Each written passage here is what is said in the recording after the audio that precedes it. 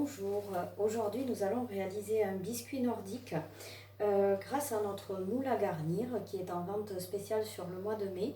Le moule à garnir, c'est comme votre moule à tarte, sauf que tout le tour, il a une rigole. Vous allez comprendre pourquoi tout à l'heure.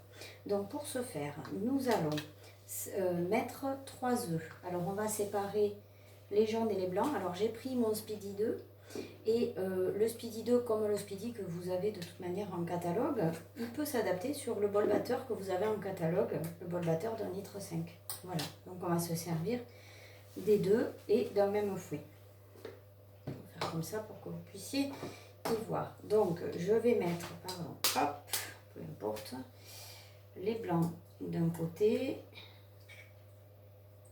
et les jaunes de l'autre. Alors là, pour l'instant, je vais faire en fait un fond de tarte, si vous voulez, en quelque sorte. Un biscuit que l'on va garnir, un biscuit salé. Alors l'avantage de ce moule à garnir, vous allez pouvoir faire aussi bien du salé que du sucré. Donc là, je fais la pâte pour du salé. Voilà, donc j'ai mes 3 jaunes d'œufs et mes 3 blancs d'œufs. Donc les blancs, je vais les laisser de côté pour l'instant.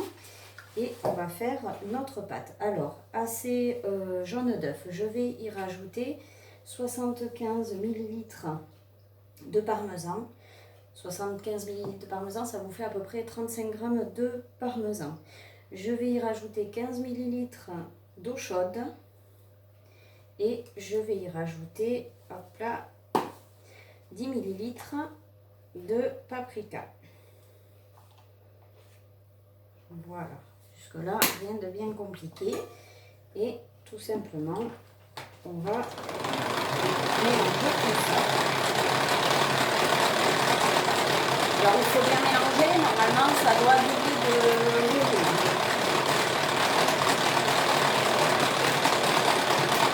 L'avantage avec le Speedy, c'est que c'est vraiment très rapide. Alors la bonne nouvelle, le Speedy 2, il est encore en vente sur le mois de mai parce qu'il fait fureur. Donc on continue notre vente du Speedy 2. On va y rajouter, alors là j'ai déjà mélangé les poudres. Il y a 75 ml de maïzena, 20 ml de farine et 5 ml de levure chimique. Hop. Et on va remuer. Alors là, comme j'ai mis des poudres, ça va être un peu plus dur. Je vais passer sur la vitesse 2 pour remuer, comme ça, sans effort. Vous avez vu, j'ai mis toute ma farine en même temps. Ça pose pas de problème.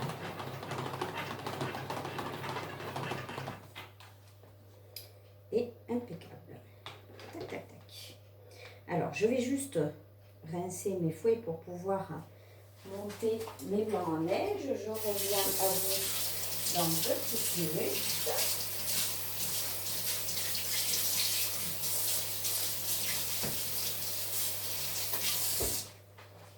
Et voilà. Alors, je vais laisser de côté ma première préparation et je vais monter mes blancs à neige. On va la mettre de côté, comme ça vous allez voir, les blancs en neige, ça monte vraiment très vite. Donc là, j'ai 3 blancs d'œufs. Et je monte en neige.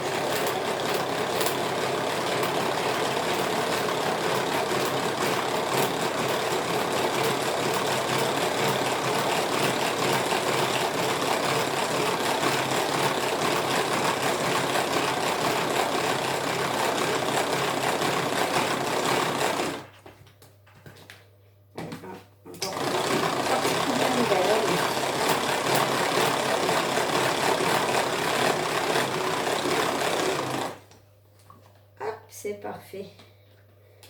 Hop. Voilà. Alors, attendez, je mets ça ici. Comme ça ne nous gênera pas. Voilà. Voilà mes blancs d'œufs qui sont montés en neige. Et tout simplement, je vais venir incorporer à ma préparation précédente mes œufs montés en neige. Alors, au début, vous prenez une petite partie de vos blancs d'œufs. Et là, c'est pas grave si vous les cassez.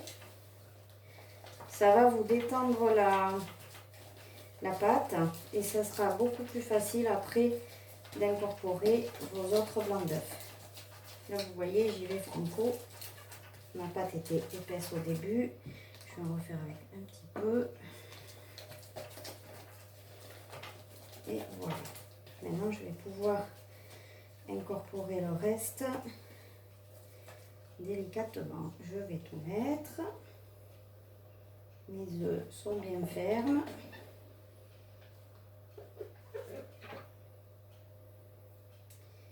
Hop.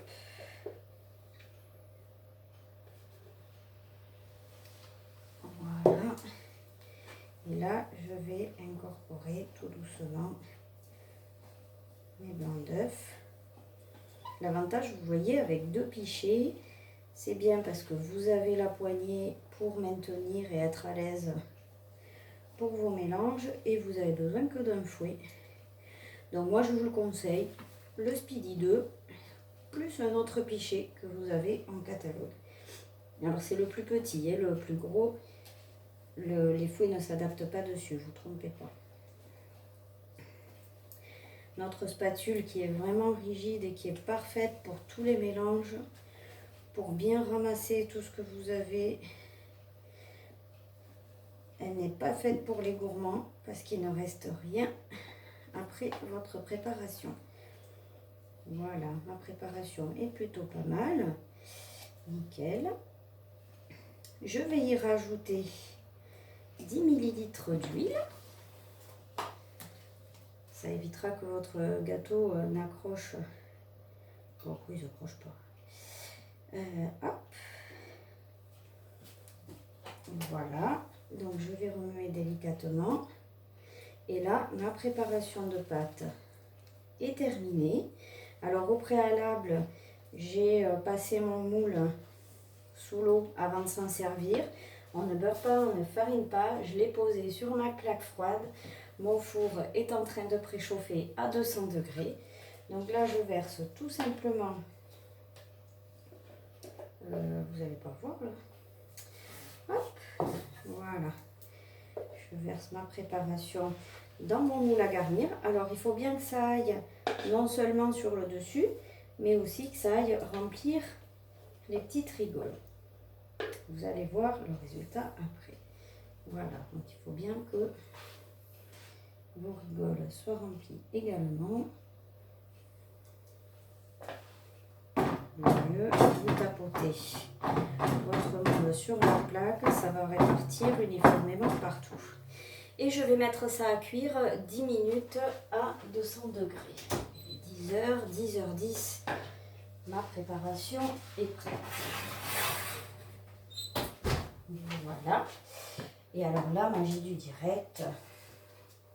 Voilà, dans mon plateau à tarte grand froid, j'ai pu conserver. Alors, je vais le transvaser pour que vous puissiez y voir. J'ai préparé en avant-première un biscuit. Alors, l'avantage, ce biscuit, dans la boîte grand froid, vous allez pouvoir en préparer en avance, le congeler et après, vous le remplissez avec ce que vous voulez, en fait.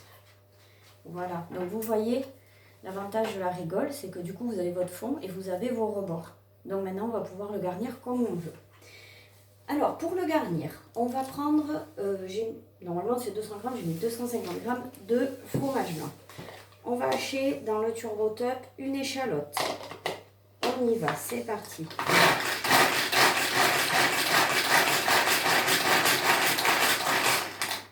Voilà. Et ce que je vais faire, qu'on n'a pas forcément l'habitude, à mon fromage blanc, je vais y rajouter l'échalote. Hop.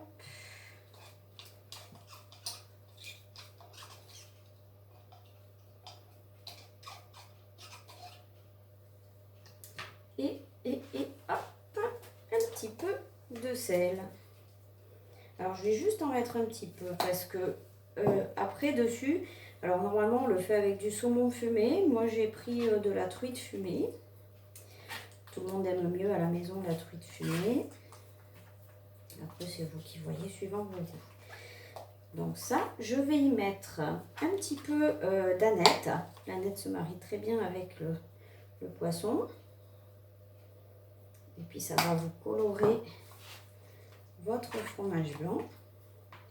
Et je vais venir tout simplement déjà mettre cette préparation sur ma pâte. Hop. Voilà. Voilà, donc vous répartissez bien votre préparation. C'est quelque chose qui rafraîchit cette recette là que j'aime beaucoup faire, qui est très rafraîchissante l'été. Soit vous mangez en entrée, mais après vous avez tout ce qu'il faut pour que ça soit votre plat principal accompagné d'une salade. C'est parfait. Hop.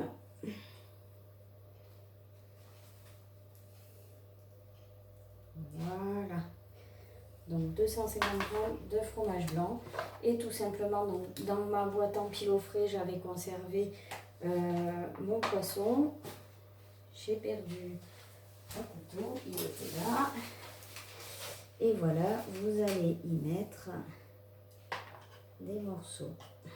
Donc moi, c'est de la truite fumée. C'est pour ça, quand vous prenez du fumé, essayez de ne pas trop quand même saler votre fromage blanc, parce qu'à la base, le poisson fumé, c'est déjà salé. Voilà, vous faites votre petit remplissage. Hop. Comme ça, vous allez voir le résultat en direct.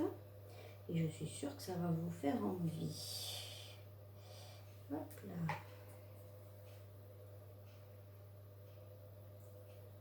L'inconvénient de la truite, c'est que c'est quand même plus épais que le saumon. Et vous n'arrivez pas forcément à défaire vos petits morceaux. Mais c'est pas grave. Hop là. Voilà.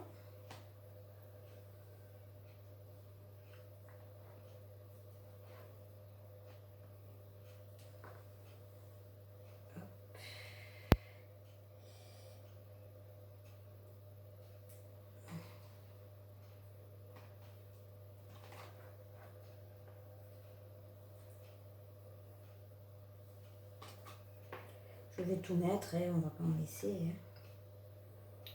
Ce sera une bonne tarte bien garnie. Hop. Voilà. De toute façon, il me reste juste un petit morceau.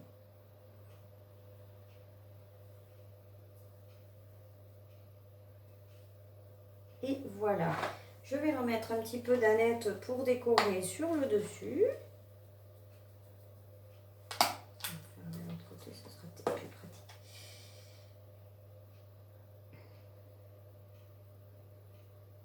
Voilà. Et voilà, un bon biscuit nordique bien frais que vous allez déguster. Enfin non, c'est nous qui allons déguster.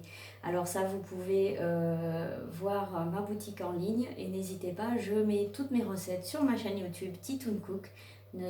Allez vous abonner, vous verrez, vous aurez toutes mes recettes en live. Merci et à la prochaine recette.